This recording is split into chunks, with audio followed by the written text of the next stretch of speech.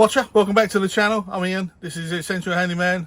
Today's going to be a super quick video, partially because it's a really simple video, partially because it's 86 degrees there at the moment. I've literally just walked in the workshop and the sweat is already pouring off me. Okay, we've all had it. We've got a plastic bottle like this. We don't want the label anymore, so we peel the label off. We think, okay, we'll just use the bottle, and we hold it, and you got that, you know, look, it's sticking to my hand. You got the stickiness on there, it's all nasty. You want to get that off. Let me show you how to do that today. Yeah, we see these bottles, you can see where the labels come off. It's all sticky and nasty. A little bit on that side, see the residue here. All you need is some white spirit. Let's get rid of that. White spirit, a little bit of a cloth.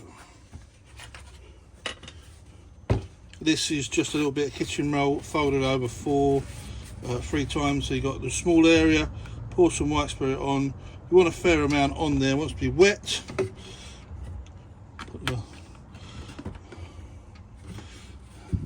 Get your sticky side there, you can see it, and literally just rub.